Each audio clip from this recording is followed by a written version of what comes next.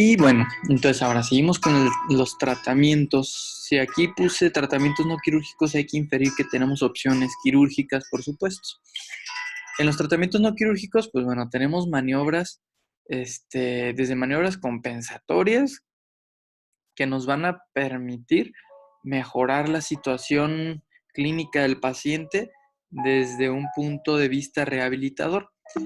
Esto puede incluir desde posturas, sensibilización, en el caso de los pacientes que tienen alterada la sensibilidad y tienen retrasos en la fase faríngea, por ejemplo, prótesis orales, y las veremos un momento más adelante, modificaciones del volumen y velocidad de alimentación y modificaciones de la viscosidad y textura de las características de los alimentos para evitar que el paciente tenga estos problemas. Vamos a valorar de inicio las posturas. Tenemos aquí un pequeño caso clínico. Tenemos el paciente masculino de 27 años de edad, quien posterior a un trauma cráneoencefálico y evento vascular cerebral hemorrágico acude a usted por mencionar que cada que come tose, perdona, dice tose, y siente a veces que la comida se le va por otro lado. A la exploración física, usted nota una en cavidad oral, lengua central, úvula ligeramente desviada a la derecha. Al momento de decir nota que solamente la parte izquierda de la faringe es móvil. En cuanto al tratamiento no quirúrgico con posturas para la deglución, es aquella que recomendaría en caso de una parálisis unilateral de la faringe. Les doy un segundo para que seleccionen a ustedes alguna o piensen un poco. Las opciones son retracción de cabeza con mentón, la cabeza hacia atrás, rotación de la cabeza, descanso de la cabeza hacia un lado o inclinación de la cabeza hacia un lado. Y la respuesta correcta es la rotación de la cabeza. Vamos a ver por qué. Dentro de las posturas, la postura clásica, la retracción de la cabeza hacia atrás del mentón, esta generalmente cuando tenemos un inicio retardado de la fase faríngea y genera una aspiración previo a la deglución y la disminución del movimiento lingual posterior que genera un residuo orofaringio y por tanto una aspiración posterior a la deglución. En este caso, esta postura estrecha la vía aérea, las aritenoides se acercan a la base epiglótica, se acerca la base de la lengua a la pared posterior, lo que mejora el aclaramiento y aumenta la superficie valecular, siendo un reservorio previo a la deglución. Es decir, los pacientes que tienen un retardo de la fase faringea permite que la comida caiga en las valéculas sin generar una aspiración, que sería como un mecanismo un poco compensatorio. Y la disminución del movimiento lingual posterior, pues esta postura permite que acercándose la base de la lengua a la pared posterior, pues se mejore el aclaramiento de los alimentos. Generalmente esta postura se le ha indicado a pacientes con eventos vasculares cerebrales y con posquirúrgicos de tumores de base de lengua que, pues bueno, alteran esa parte de la deglución. Tenemos la inclinación de la cabeza hacia atrás, que esta se indica cuando la alteración de los movimientos lineales de la lengua no son lo suficientemente adecuados como para generar una propulsión de los alimentos a la faringe. ¿Qué se busca con esta postura? Bueno, ayudar a propulsar los alimentos a la faringe, ayudarle a la lengua. Generalmente a quienes se los vamos a indicar, los pacientes que tienen cáncer de lengua que no tienen adecuado control y a los pacientes disártricos por falta de control de esto. Luego tenemos la rotación de la cabeza, en este caso hacia el lado afectado. Vamos a ver por qué hago énfasis en esto.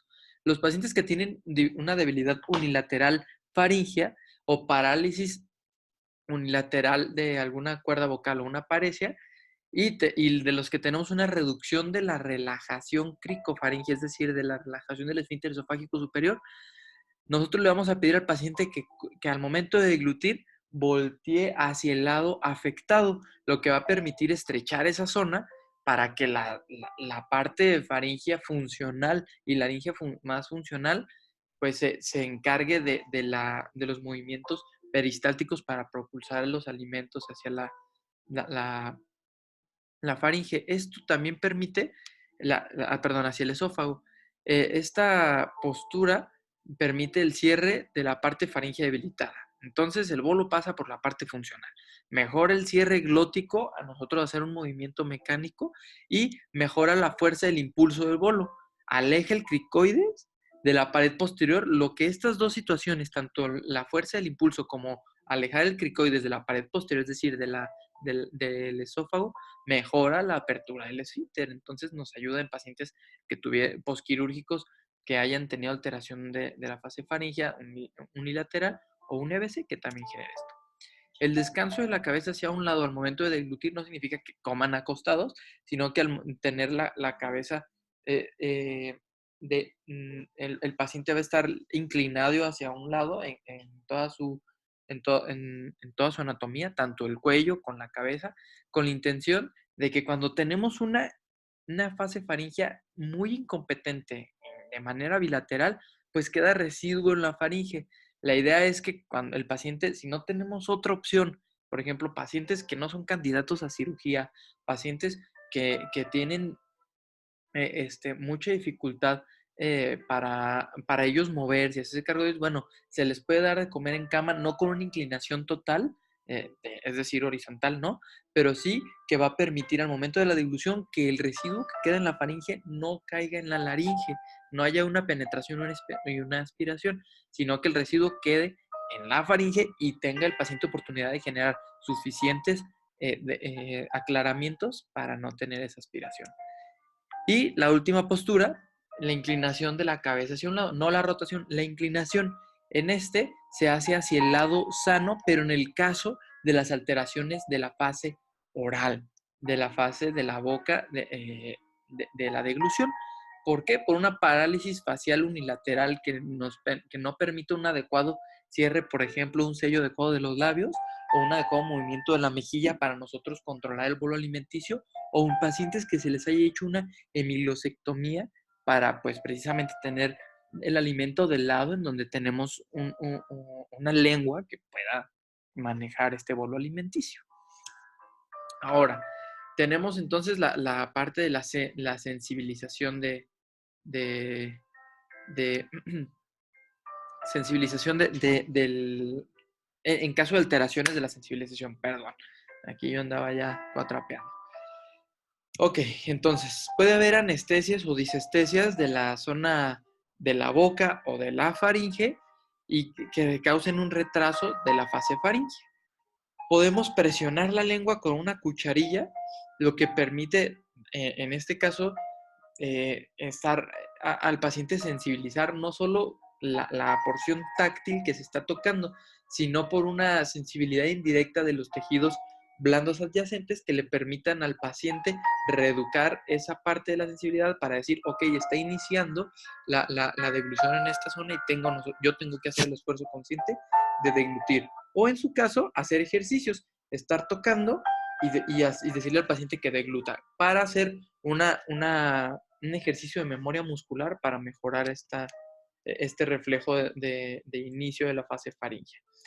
Y puede ser bien con alimentos con sabores fuertes, que idealmente deben, tanto en este caso los sabores fuertes, se ha visto que el limón, el agrio o el ácido tienen un fuerte efecto en el desencadenamiento del reflejo deglutorio. También puede ser la temperatura o la textura. Se ha visto que es el frío, los hielitos, lo que ayuda también a desencadenar el reflejo deglutorio más que lo caliente, el frío. Y generalmente con hielitos porque pues, es más seguro, con hielos pequeños, por supuesto. El aumento del volumen, en el caso, pues, para tener un mayor control del bolo alimenticio y ayudar que el volumen genere una sensación táctil para desencadenar la fase faríngea.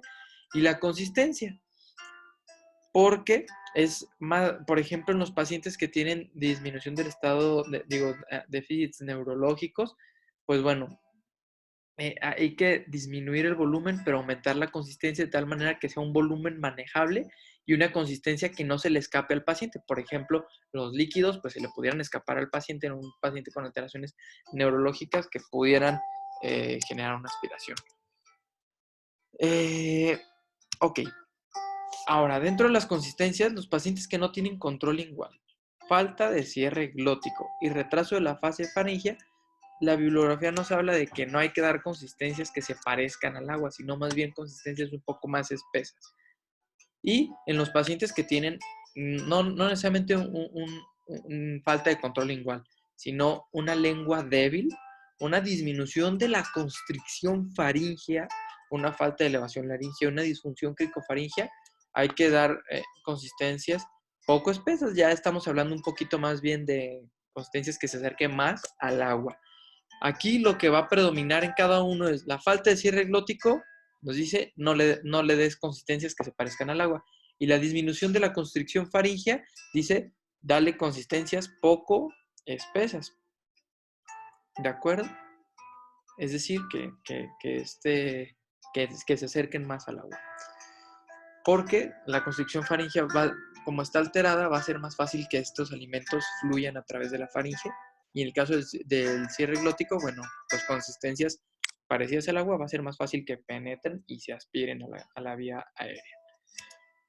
Una pregunta más.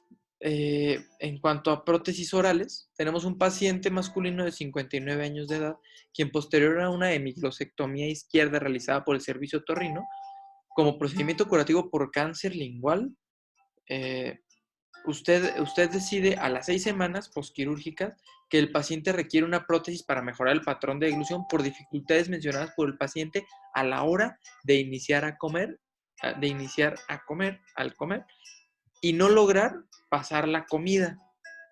La siguiente será la prótesis más adecuada para el paciente. Es decir, al paciente se le hizo una hemiglosectomía. Tiene problemas en la fase oral para pasar la comida.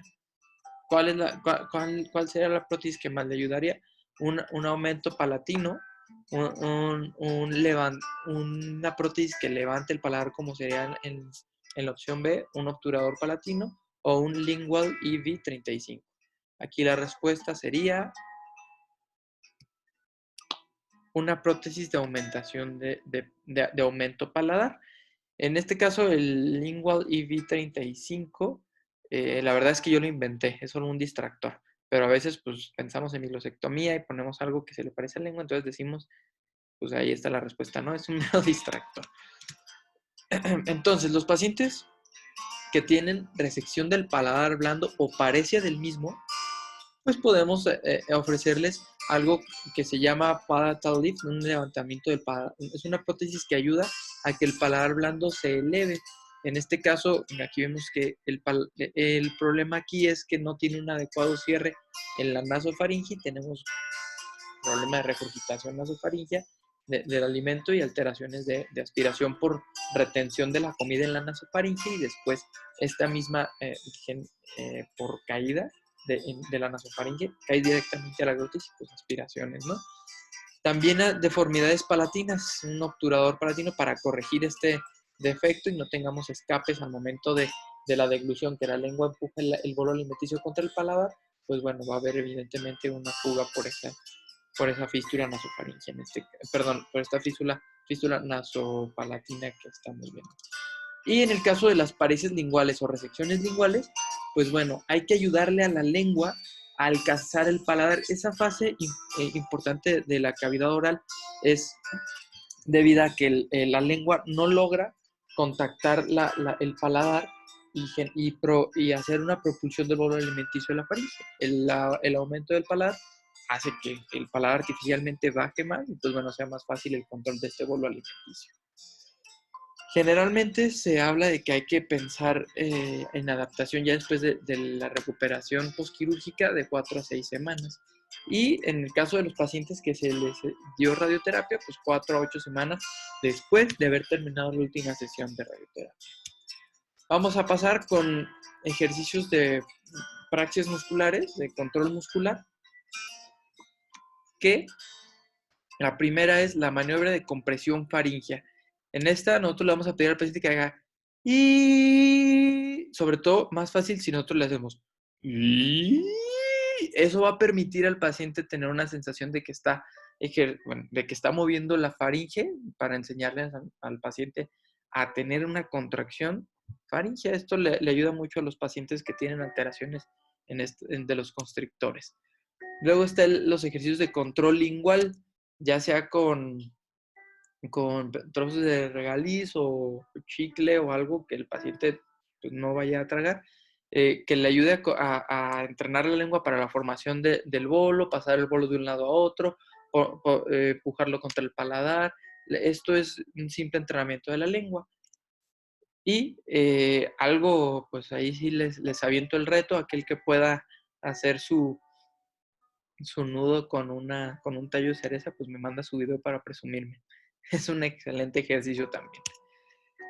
Este ejercicio de shaker exercise, esto mejora la apertura del esfínter esofágico superior, ya que nosotros le pedimos al paciente que haga este ejercicio acostado y mantenga la postura de levantar la cabeza durante 1 minuto 3 veces y durante 30 segundos estar levantando la cabeza. Esto, hacerlo por un periodo de 6 semanas, va a mejorar la fuerza de los músculos suprayoideos y mejora las aspiraciones post-deglución porque mejora el aclaramiento del residuo faríngeo y mejora la apertura del esfínter esofágico superior al mejorar la elevación de la laringe. Algo importante que se me olvidó mencionar en los ejercicios de control lingual es que, sobre todo en los pacientes que tuvieron un evento vascular cerebral, demostró pues mejorar el control del bolo alimenticio y pues la fase de la deglución aquí. También se puede hacer en el caso de los pacientes, otra opción es darles una pelotita y decirle que la estén apretando unas 3 veces al día, repetidas ocasiones, pues para precisamente mejorar esta fuerza muscular a esta zona. Y algo que se vio en investigaciones es que el entrenamiento de voz de Dee Silverman, es un entrenamiento para los pacientes que tienen Parkinson, que van perdiendo el control de la fonación, de la fuerza de la expiración para la fonación y del control de las cuerdas vocales para hablar. Estos ejercicios, pues bueno, son diferentes, ¿no? De todo nos tomaría aquí una clase a hablar de los mismos para ver cómo funcionan por exactitud, pero en palabras sencillas o de manera de resumen, es estar diciendo vocablos o palabras de bajo volumen hasta el momento en que estamos nosotros elevando la voz como la, y hasta llegar al punto de gritar. Esto va a generar mejorar el control de las fuerzas vocales y mejorar el esfuerzo expiratorio al momento de la deglución, que es una parte de la función protectora de la laringe. Aquí tenemos otro caso clínico. Tenemos un paciente femenino de 87 años de edad que es referido a su consulta por el Servicio de Medicina Interna, ya que es la 4ª ocasión en el año que desarrolla neumonía. Que al ser interrogada por dicho servicio, ellos detectaron que aparentemente la paciente cada que come continuamente está tosiendo al terminar de pasar la comida. A la exploración física, nota que el paciente se encuentra sarcopénica. Usted realiza una videofluoroscopía de deglución y nota que la laringe no se eleva lo suficiente durante la fase faríngea. Respecto a lo anterior, la siguiente maniobra podría ayudar a mejorar la sintomatología del paciente. Inciso A o opción A, maniobra de Logman. Inciso B, deglución supraglótica. Inciso C, maniobra de Masako. Inciso D, maniobra de Mendelssohn. Un segundo para que puedan reflexionar. Y la respuesta correcta es maniobra de Mendelssohn. Vamos a ver por qué. En las maniobras, la maniobra de Logman es nosotros aplicar con una cucharilla frío en los pilares anteriores de la cavidad oral con intención de que el paciente genere un aumento de la sensibilidad de la deglución y el ejercicio sería darle 10 toques para que el paciente sienta y importante, la cucharilla debe estar fría para aumentar esta sensación y pedirle al paciente que degluta. Esto, nosotros estamos generando un reflejo condicionado a que cuando el paciente, uno, estamos entrenando la sensibilidad y dos, la sensación de que cuando llegue ahí, aumentar la fase, aumentar el reflejo de la fase de deglución. También se ha mencionado que con el calor y el sabor amargo se aumenta este reflejo, pero pues es difícil a veces pues hacer una terapia en la cual pues calentar una cucharilla y ponerle un sabor amargo, pues es menos agradable. Entonces, mejor una cucharilla, un vasito con hielos, se enfría y dar 10 toquecitos, de pedirle a un familiar que le ayude 10 toquecitos y pedirle que degluta. Esto mejora entonces el umbral de inicio de la deglución en quienes tienen una fase faríngea retardada. Después tenemos la deglución supraglótica. La deglución supraglótica se le pide al paciente que respire, trague e inmediatamente después de tragar tosa. Esto mejora la protección expiratoria y cierre glótico, porque recordando, por ejemplo, los pacientes que tienen EPOC, tienen una alteración de la deglución en la cual, por lo general, al momento de deglutir, tenemos una inhibición de la fase inspiratoria e inicia la fase expiratoria en condiciones normales.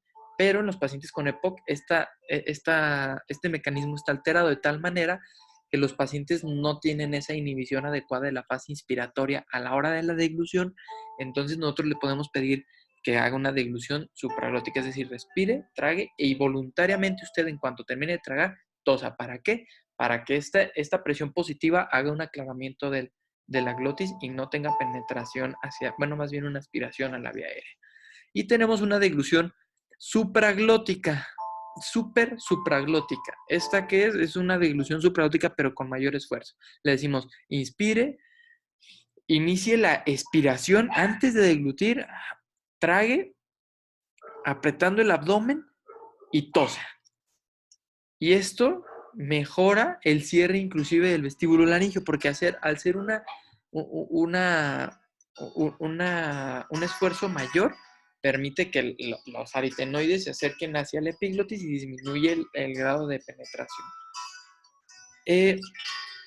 Sobre todo en las situaciones de deglución supraglótica y supraglótica, la falta de cierre o cierre tardío de la laringe serían unas buenas razones para darle al paciente estos ejercicios, estas maniobras al momento de deglutir. A veces es difícil porque el paciente, nosotros le decimos, a ver, haga esto, y el paciente como que no entiende qué está pasando, pero hay que explicarle y idealmente entrenarlo en la consulta para que lo pueda hacer en casa, porque si nosotros solo le damos las indicaciones así, el paciente difícilmente las va a seguir.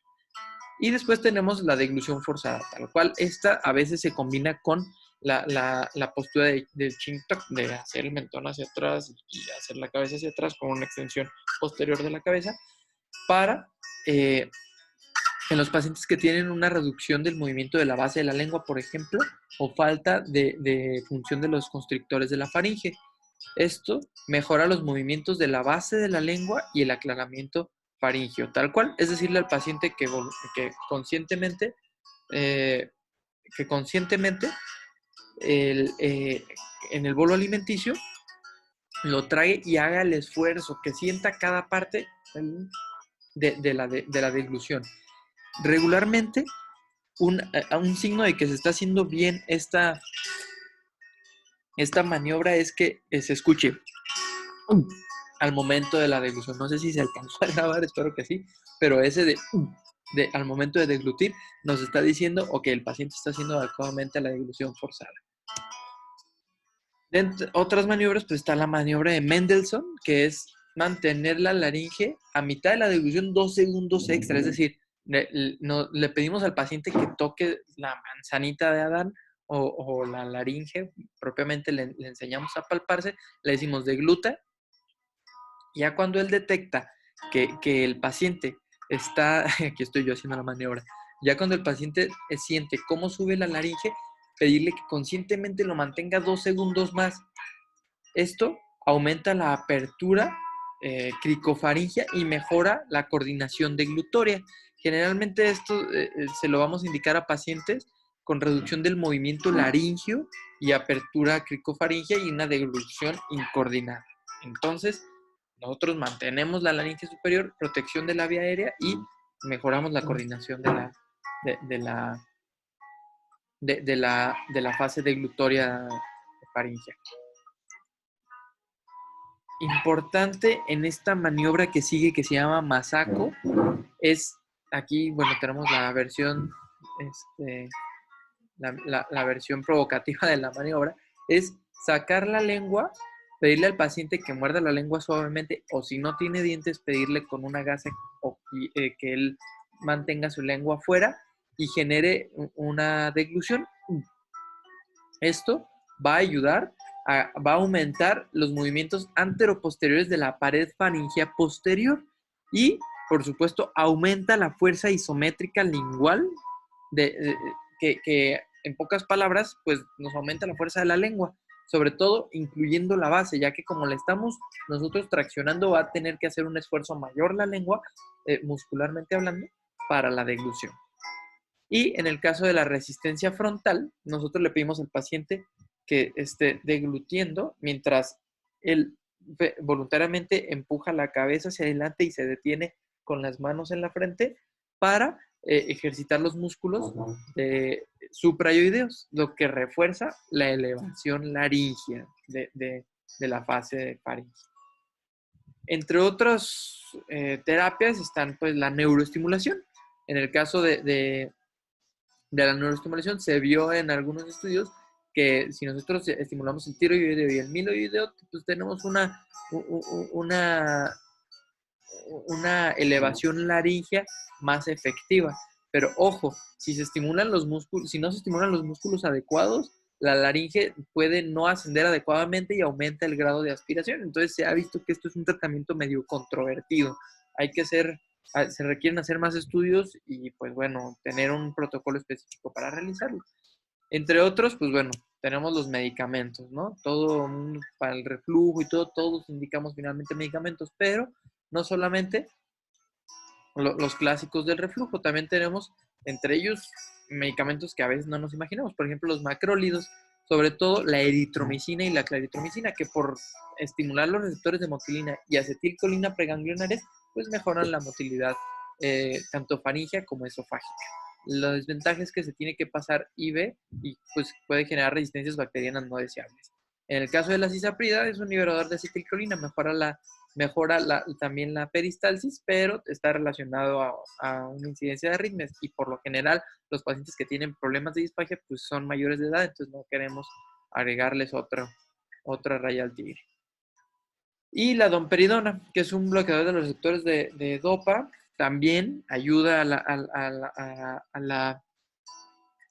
la peristalsis faríngea y esofágica. La desventaja aquí es la estimulación de la secreción de la prolactina, que puede generar efectos clínicos pues adversos. Otro es la metoclopramida, el bloqueador de los receptores dopaminérgicos, que también es un procinético. Aquí la alteración a vigilar sería el síndrome extrapiramidal o la selección de prolactina.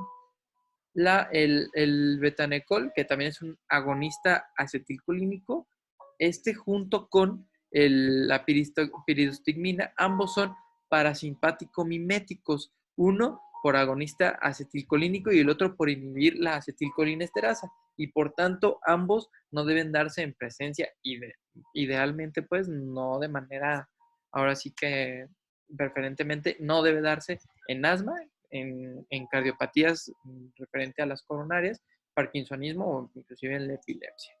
Y en el caso de otros medicamentos para el mal manejo de secreciones, se ha dado, por ejemplo, el bromuro de glicopirrolato, que es un anticolinérgico útil en el manejo de la cialorrea, sobre todo en los pacientes de los extremos de la vida o en los pacientes que tienen síndrome de Down, esclerosis lateral amiotrófica, o los pacientes que tienen Parkinson, retardo mental, o los pacientes que tienen parálisis cerebral infantil, por ejemplo. Y, por ejemplo, la escopolamina y benztropina, pues es un anticolinérgico también útil en el manejo de la cerebral. El problema aquí es que atraviesan la barrera hematoencefálica y puede generar discinesias, constipación, retención urinaria, dilatación pupilar, entre otros, ¿no?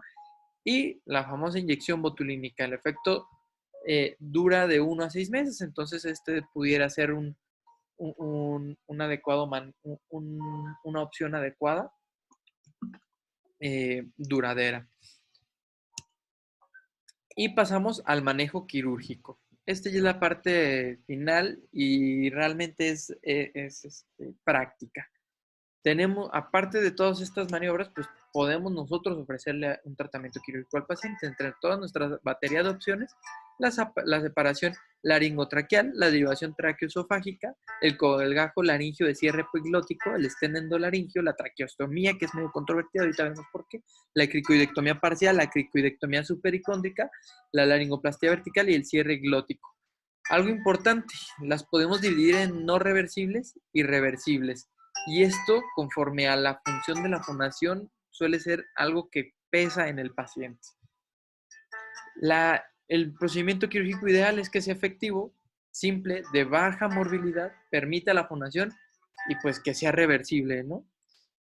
Lamentablemente, difícilmente tenemos un procedimiento que cumpla con todas las características, pero tenemos algunos que se les acercan. Empezando entonces por la medialización de cuerdas vocales en el caso de los pacientes que tienen una parálisis cordal en abducción, no en aducción, en abducción, por ejemplo, la inyección de materiales derivados del colágeno o la hidroxiapatita. Esto no se considera quirúrgico porque se pudiera hacer inclusive en la consulta, pero es una opción que tenemos. Y inclusive se ha hablado en algunas bibliografías, pues aplicar una prótesis de la cuerda vocal para medializarla, ¿no?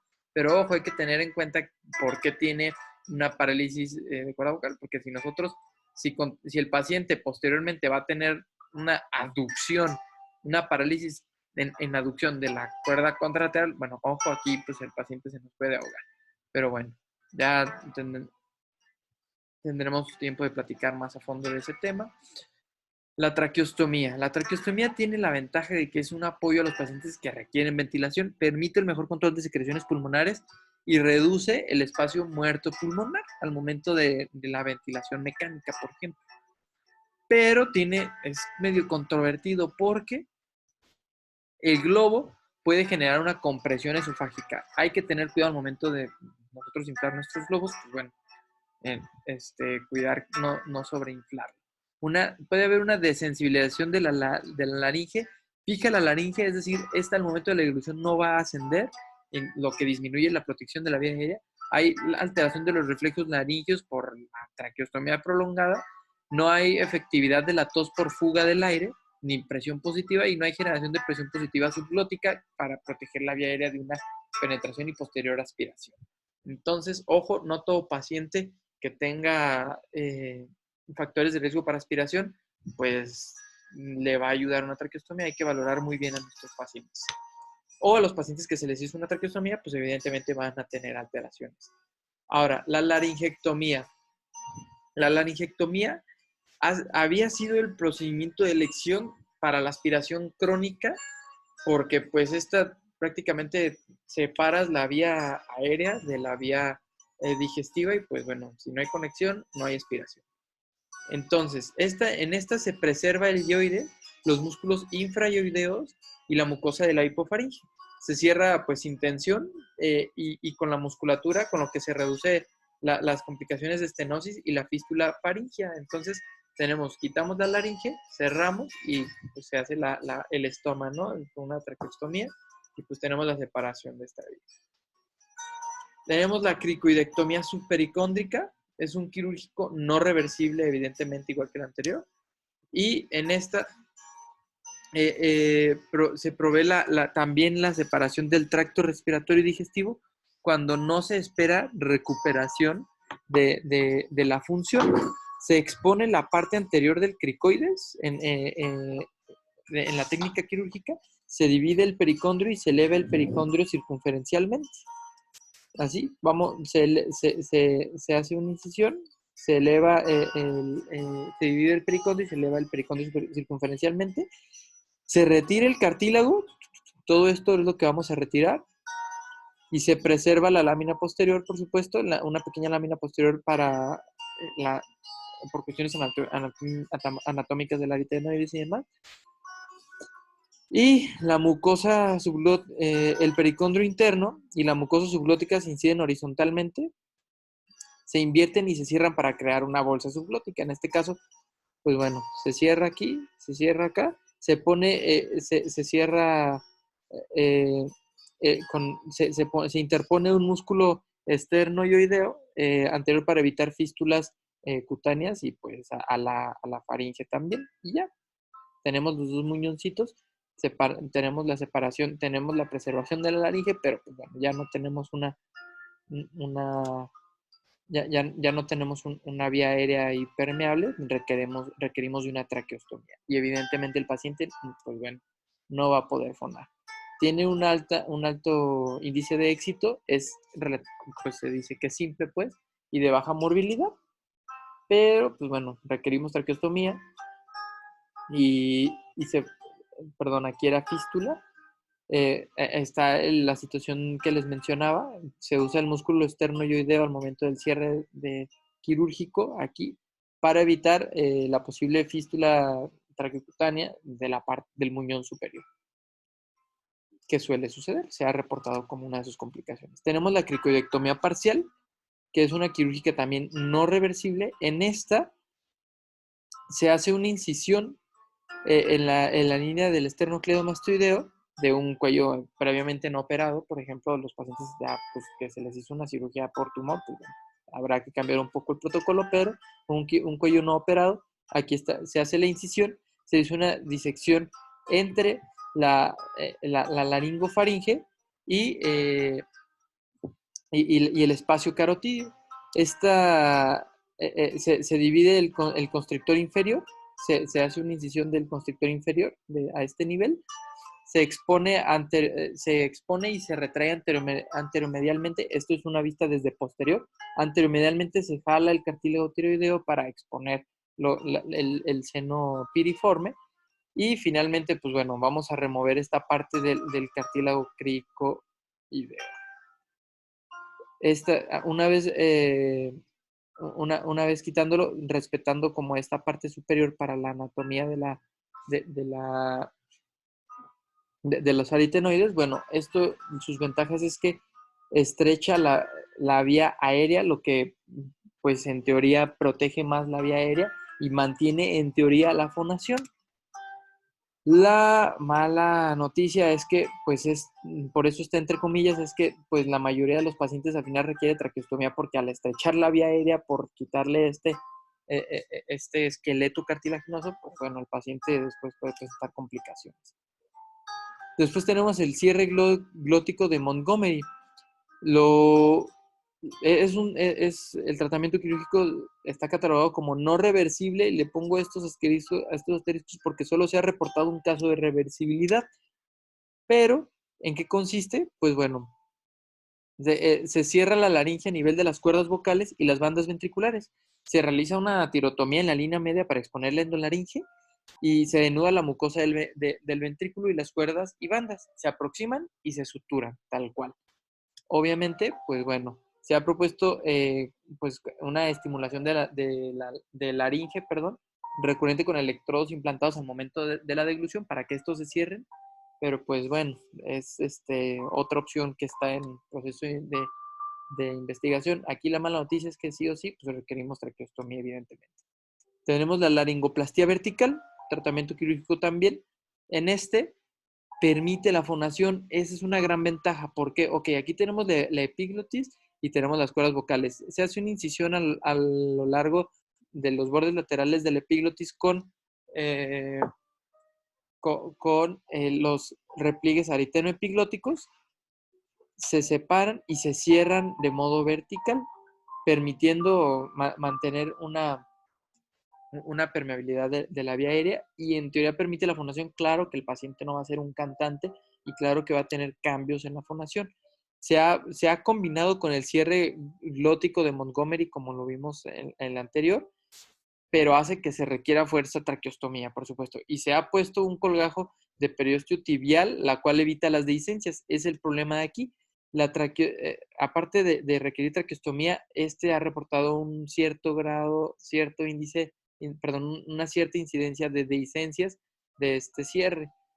Entonces se ha propuesto, bueno, y se ha hecho con colgajo de periostibial, ponerlo en esta zona sutural para evitar las dehiscencias. Y sí, mejoraron las dehiscencias. Después tenemos el colgajo epiglótico de cierre laringio. Este es un tratamiento quirúrgico reversible, entre comillas, porque lo que se espera es que no se revierta. Sin embargo, las dehiscencias de este procedimiento quirúrgico pues generaron que se volviera reversible y que el paciente pudiera hablar al momento de eso.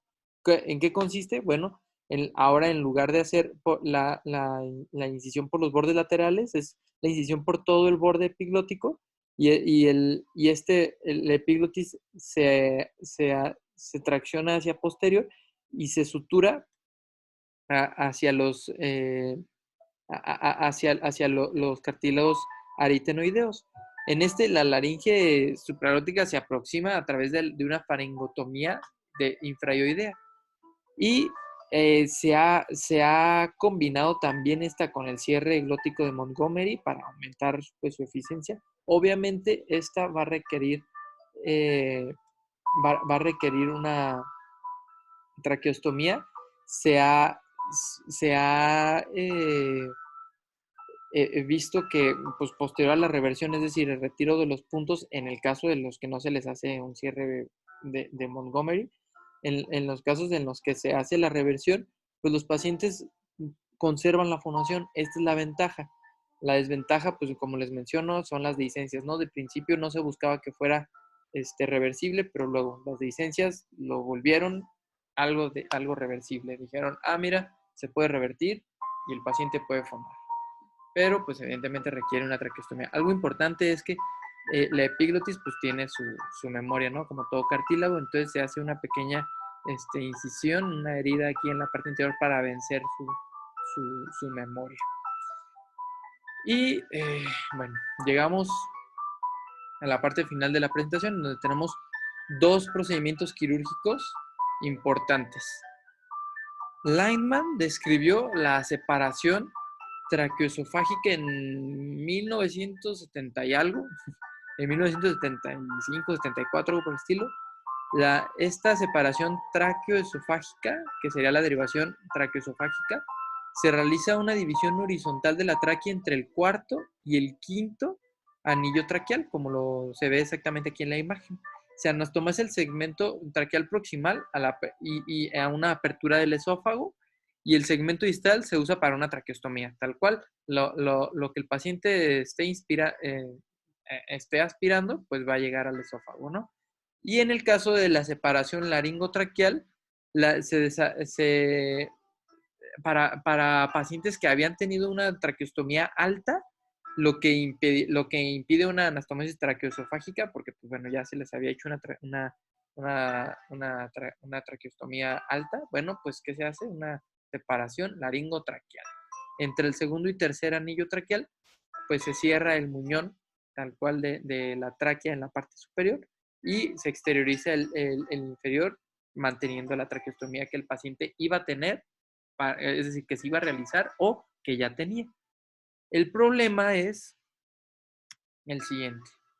Ambos obviamente pues requieren traqueostomía y se ha visto en este caso de la reversión de la traqueosofágica hasta en un 50% de los pacientes o más una estenosis que bueno, posteriormente se puede manejar. La ventaja es que es reversible, ¿no? Y en este caso de la necesidad de la traqueostomía, la fístula del muñón superior es una complicación y una fístula de la arteria innominada es una complicación importante ya que pues los pacientes, esta es una complicación sumamente mortal, porque los pacientes se desangran y se ahogan en ese momento. Hay que actuar muy rápido y si es que se presencia este evento, ¿no?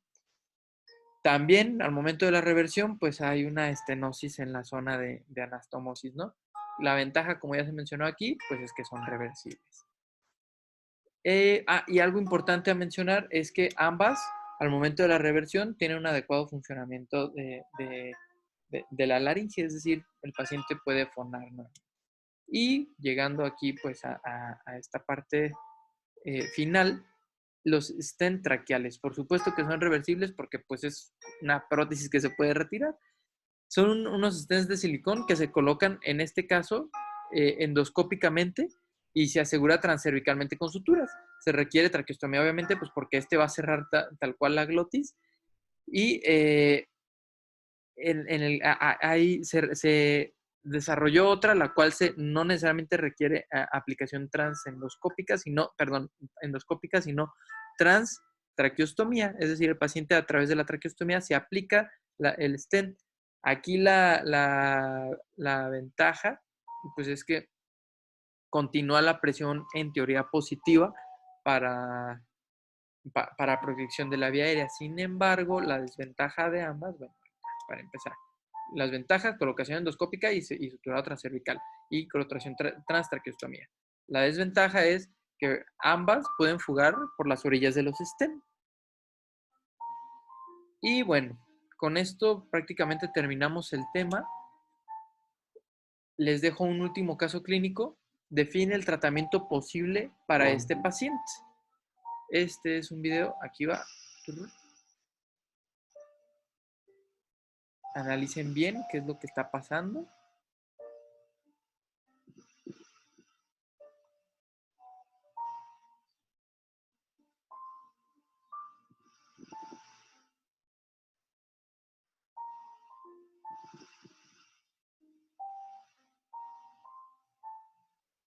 Analicen ahí, sobre todo, qué es lo que está pasando con el paciente.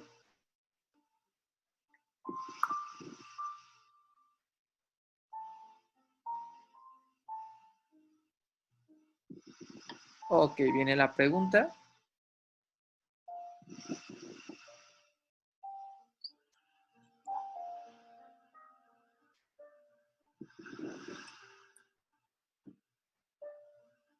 Y la pregunta sería, las opciones serían maniobra de Mendelssohn, maniobra de resistencia frontal, maniobra Masako, deglución supraglótica o adaptación de prótesis palatina.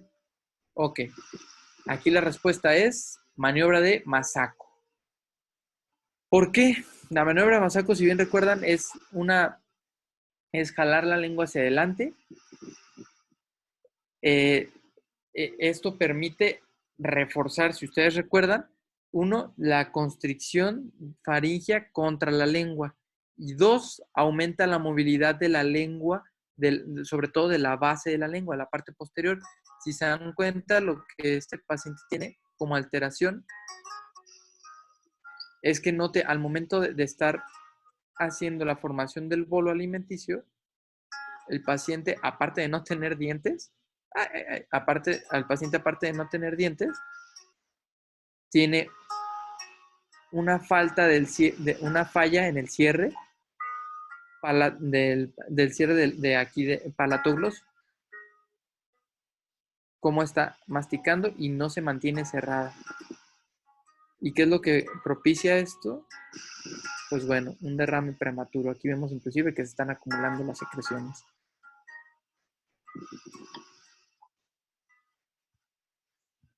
Bueno, termino la presentación con mencionando al doctor César Lozano, quien menciona la mejor definición de éxito, la mejor definición que he visto de éxito es hacer y pensar que alguien lleva una vida mejor por haber existido tú. Muchas gracias. Les dejo la bibliografía.